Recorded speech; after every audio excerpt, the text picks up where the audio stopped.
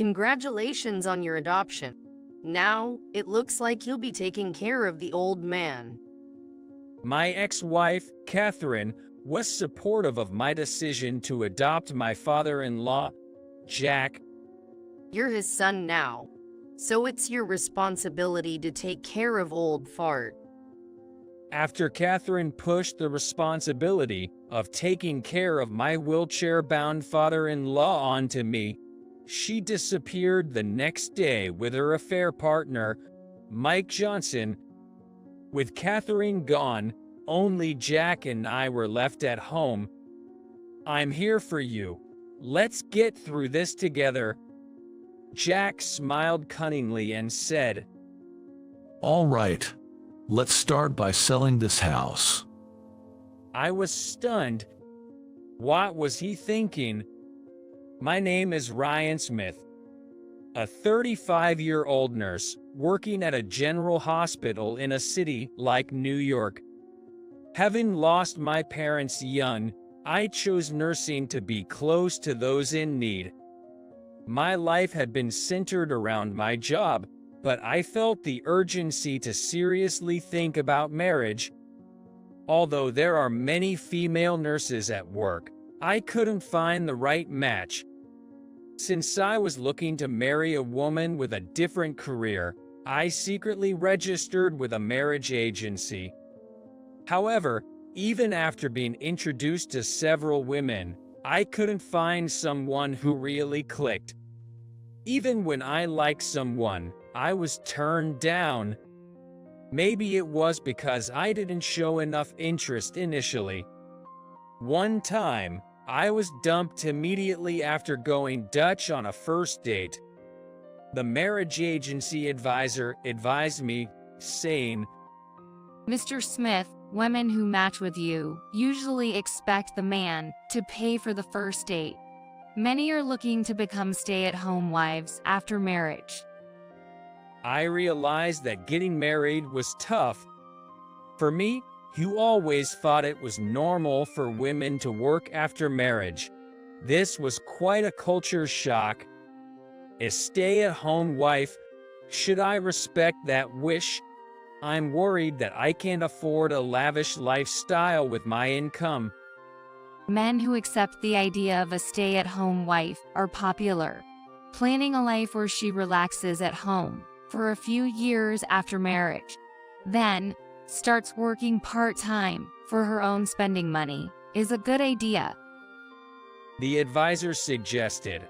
Taking their advice, I agreed to the condition that my next match could be a stay-at-home wife for a while. That's when I matched with Catherine Johnson, 35 years old. She's the same age as you, and a lively, recommended match. I think you should decide on this one. The advisor suggested, warning that I might not have many chances left.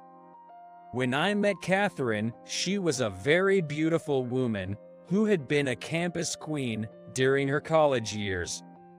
After graduating, she hadn't worked, instead helping her father at home. While her lack of work experience was a concern, I didn't dwell on it too much. I paid for not only the first date, but also the next ones. Catherine strongly desired to be a stay-at-home wife, and I was okay with that. During our dates, I was attracted to her easygoing and fearless personality. Catherine also took a liking to my serious nature. Our relationship progressed smoothly, and I got to meet Catherine's father, Jack, a farmer with a large property similar to one in Nebraska. Jack wasn't doing much farming anymore, instead earning a passive income by converting some of his land into parking spaces. Jack and I hit it off right away. He had been living with Catherine since his wife passed away 5 years ago. I couldn't be happier if you joined our family. I think Catherine might be a bit unrestrained, but she's always helped with housework and will make a good wife. Being able to smile every day with such a beautiful person like Catherine would definitely make me more dedicated to my work. The biggest deciding factor, though, was getting along so well with my father-in-law, Jack. When I proposed, Catherine happily accepted, saying, "I'm looking forward to it." And so, our married life began, living together with Jack. For a while after getting married, Catherine became a stay-at-home wife, taking care of both me and Jack. Then, a shopping mall opened nearby, with many trendy stores looking for part-time workers and temps. Catherine was immediately interested. There's a jewelry store in the mall hiring part-timers. I'd love to work in such a fabulous place.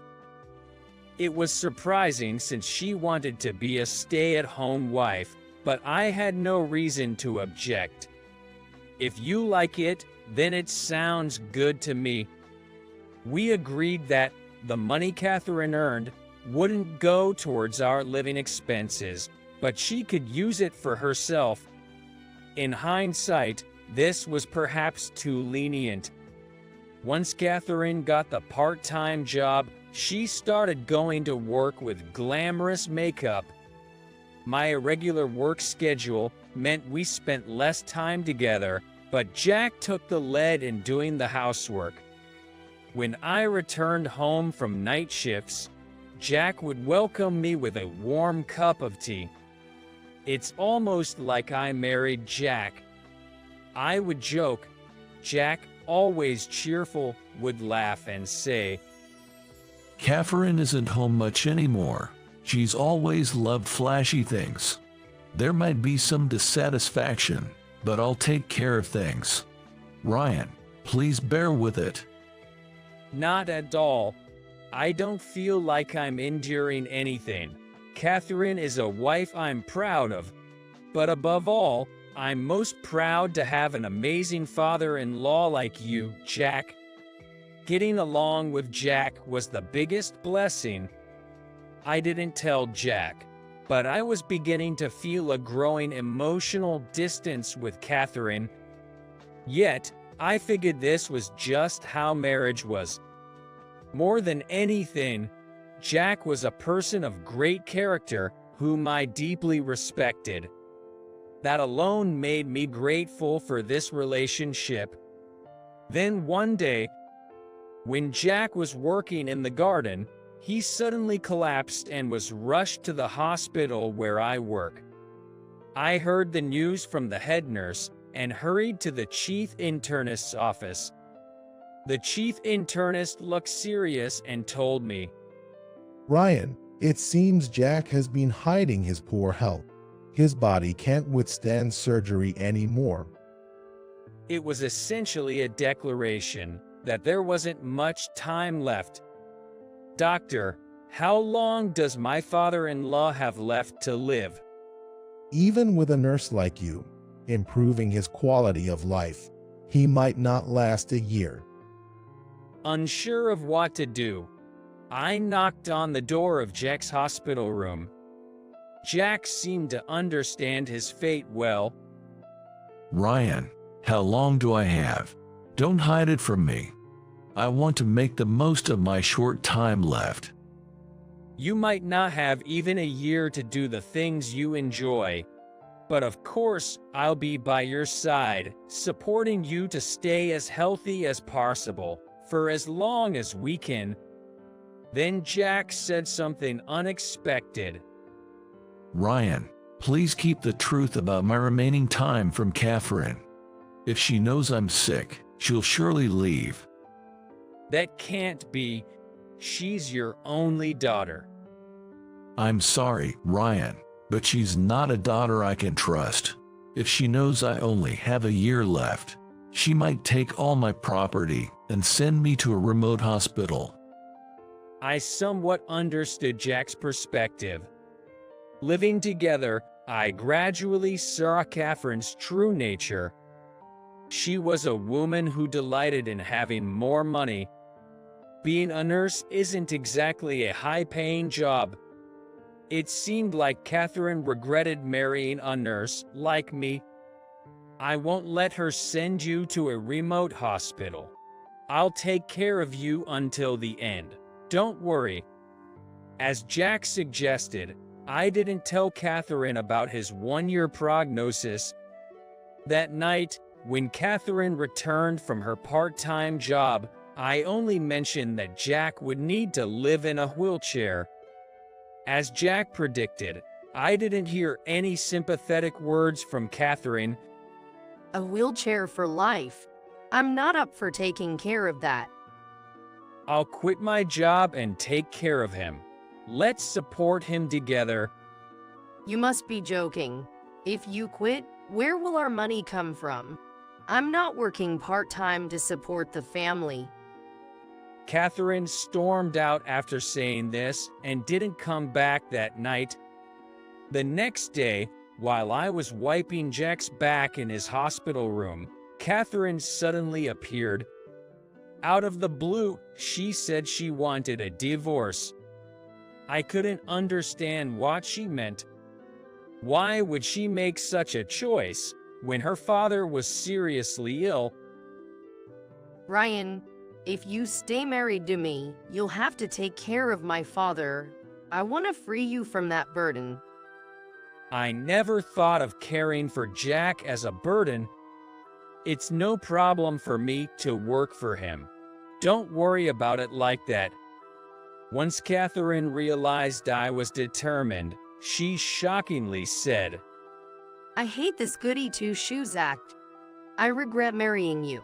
If I had waited a little longer, started working at the mall, I would have had the perfect encounter. The perfect encounter? What do you mean? I've found true love. I shouldn't have settled for a marriage with you. He's totally different from you. A director at a famous company. Upon asking for more details, this is what I learned. She went on to explain that a man named Mike Johnson visited her jewelry shop as a customer, and they fell in love immediately. Mike owned property in the city center and was quite wealthy. Marrying him meant she could live leisurely as a stay-at-home wife without needing to earn her own spending money. The problem was that they were both married, but as for Mike, there was no longer any love in his marriage. He wanted to divorce his wife and marry Catherine. That's why I need to be single too. Ryan, please divorce me. I had already realized that Catherine married me as a compromise. But this betrayal was something else. What will you do about your dad if you marry Mike? Will you take care of him properly? Of course not. I don't want to ruin my newlywed life, taking care of Dad. I'll have him stay at some hospital outside the county. You intend to abandon your dad? At that moment, Jack spoke up. Enough, Ryan. Divorce Catherine. I'm ashamed to call her my daughter. But you will be sent to a distant hospital if we do that. I won't let that happen. I plan to adopt you as my son, once you and Catherine divorce. That's when I vaguely understood Jack's intentions. Well, that's not a bad idea. Then Ryan can take care of Dad, and I'll be free to marry Mike. I was completely astounded by her selfishness. Ryan, you have no parents. I want you to be my son-in-law and stay by my side forever. Catherine smirked. If that happens, I can still get half of Dad's property. Even if you make a will to exclude me, I'll claim my legal share. Catherine, always after money, was keen on such matters. But she didn't know about Jack's one-year prognosis. She probably thought the inheritance issue was far off in the future. Mike has a mansion in the city center. I'll get part of that property, so I'll give you a little. A few days later, Mike appeared in the hospital room. Initially, I was angry to see him, but I kept calm, considering we were in a hospital. Mike looked remorseful when he saw me. Ryan, thank you for everything you've done for Catherine. From now on, I will make her happy. I apologize for the reversed order, Dad. I don't want to be called Dad by someone like you. Get out. I had to calm down an agitated Jack. Mike just stood there, enduring. He had come, knowing this might happen. He didn't seem entirely villainous. Seeing this, I even started to think that perhaps Mike was also being deceived by Catherine. See, he's sincere, right? I love Mike very much. So, Ryan, please divorce me. Regardless of Mike's feelings, there was no point in clinging to Catherine anymore. I was thoroughly disgusted with her and agreed to the divorce. All right, I will divorce. Do as you please from here. Then everything happened quickly. Maybe Jack wanted to act while he still could, as he seemed unusually active. I divorced Catherine and officially became Jack's adopted son. I had been Ryan Smith while married to Catherine, but now I would live as Ryan Johnson. Catherine clapped her hands gleefully. Congratulations on the adoption. So, I guess you're in charge of taking care of the old fart now. I couldn't help but raise my voice. To call your own father old fart, you're the worst daughter. But my words meant nothing to Catherine. You're his son now, so you've got the responsibility of taking care of him. I guess it's good that I met a nurse, even if it comes with a divorce. After pushing the responsibility of caring for wheelchair-bound Jack onto me, Catherine disappeared the next day with Mike. For Mike and Catherine to marry, Mike first needed to finalize his own divorce. Moreover, even after a woman is divorced, she cannot immediately remarry. But none of that mattered to me anymore. I was determined to do my best to make the rest of Jack's life as wonderful as possible. So, I wheeled Jack back to our home. It had been a while since we returned to our house, and Jack seemed to be relaxing. I tried to cheer him up a bit. Dad, I'm here with you. Let's get through this. Then Jack gave a sly smile. All right. How about we start by selling this house? I was taken aback. What was he thinking? Jack began to liquidate his assets. He put up for sale the land he had been renting out as monthly parking and the unused farmland, letting them go. A significant amount of money started accumulating in his bank account. I better use the money myself before Catherine takes it. Ryan, can you indulge the whims of an old man? As Jack's son-in-law, I had no desire for his inheritance. Jack's assets were his, and it was fine by me if he used them all.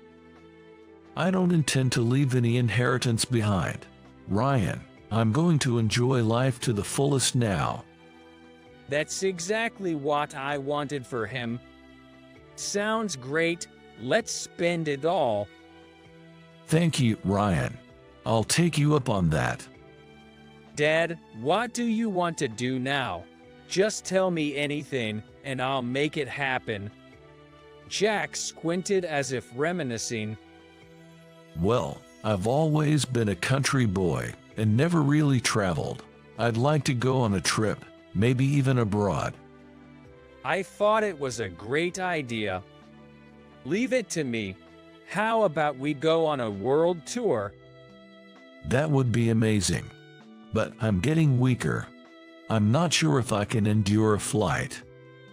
Don't worry, there's a way to travel around the world even without much strength. I got Jack's consent and headed to a travel agency.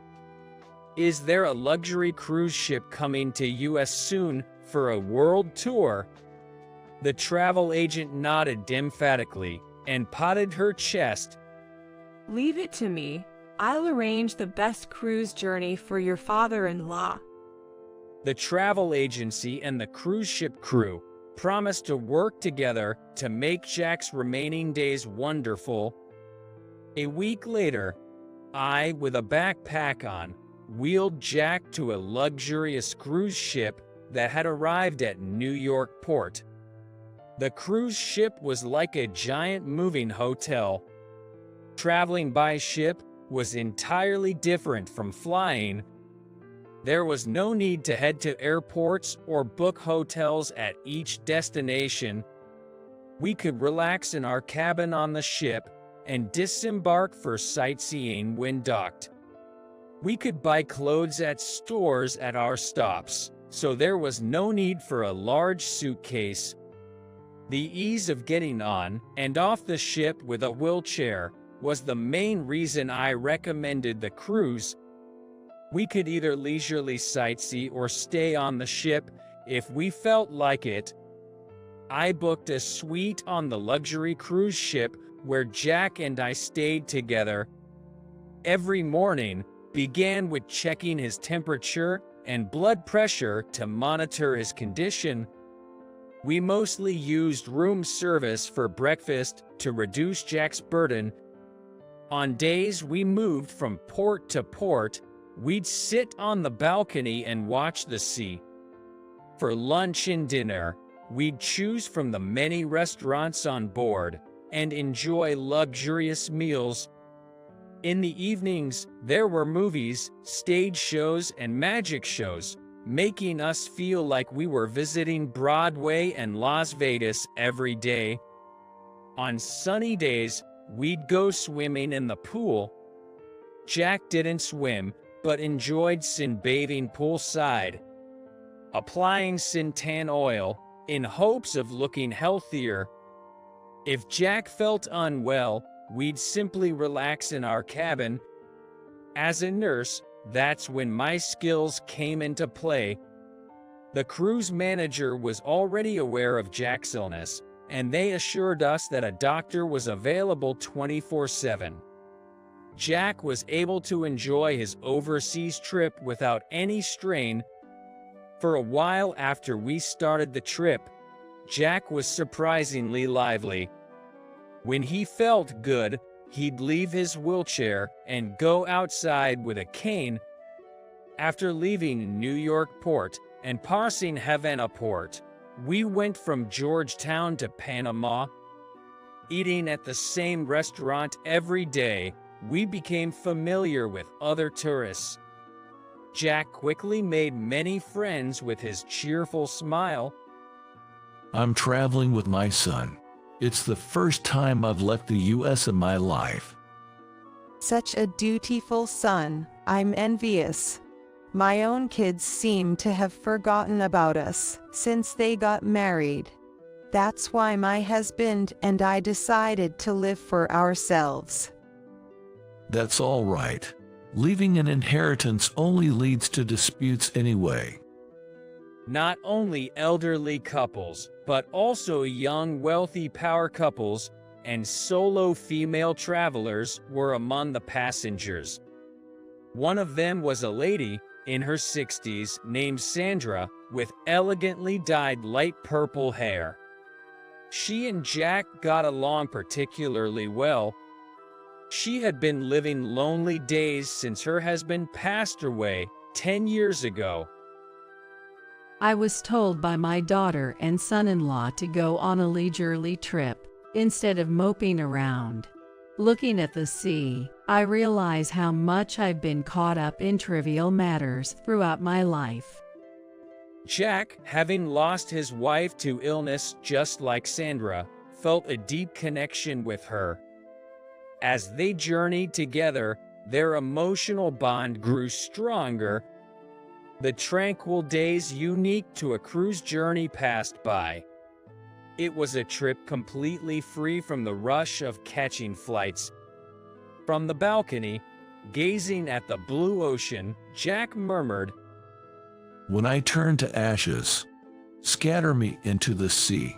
Then I can travel the world forever." I nodded silently in agreement. A week later, we passed through the Suez Canal and moved on to Egypt, then Greece. Enjoying the beautiful contrast of white walls and sky in the Greek towns, Jack and Sandra walked together. I stepped back, careful not to intrude on their moment. The orange sunset sank into the blue horizon, a view Jack and Sandra savored side by side. When Jack felt well, I'd asked Sandra to accompany him, allowing me to take a separate route. Eventually, Jack started to show signs of fatigue, and I became more cautious in our activities. Some nights were tense, but often he'd feel better by morning. On Christmas night, Jack had a slight fever. However, he insisted on going to the dance hall to keep a promise with Sandra. I consulted with a doctor and got a prescription for a stronger fever reducer. To make Jack look a bit more energetic, I borrowed some cosmetics from the ship's staff and used foundation to improve his complexion. Dressed in a suit tailored in Italy, he looked every bit the charming gentleman with distinguished gray hair. During the day, Jack had learned some basic waltz steps from a woman who performed in the ship's musicals. He practiced the steps, leaning on a table. "I'm nervous about messing up. I hope Sandra won't be disappointed." Don't worry, it's not about the steps. It's the effort that counts. We used the wheelchair to the elevator, but walked slowly into the dance hall. There, elegantly dressed Sandra was waiting for Jack. I gently nudged his back, and Jack approached Sandra. Merry Christmas, Jack. "Merry Christmas, Sandra." With live music playing, many couples danced gracefully around the hall. Jack extended his hand and led Sandra to the center of the dance floor. His steps were unsteady, but Sandra skillfully covered for him. This became their first and last dance together. On New Year's Eve, amidst a grand countdown party, I walked briskly through the ship's corridor, filled with tension. The ship had a reliable internet connection, always keeping us connected to US. Since I hadn't brought a computer to my room, I used the captain's quarters. That day, the call came from Catherine. Facing Catherine on a video chat after a long time, her heavy makeup seemed a bit off, making her look older. I've been looking everywhere for you. When did you and that old man go abroad? I'm having a hard time here. Hurry back. I think it'll be a while before we return. Is there an emergency? I've had enough of this life. Mike divorced his wife, all right. But he gave most of his fortune to his ex-wife. Even the mansion in the city center. He was more honorable than I thought. If he decided to divorce his wife on his own accord, it's only fair, isn't it? Don't joke with me. We're living in a tiny 1 LDK rental now. I thought he at least had some stocks or something, but nothing? Irritated, I hurried Catherine along. If it's not urgent, can it wait? Right now, I want to spend every second I can with my dad. What? Something happened to the old man. Bring him here. I have things to say to him too.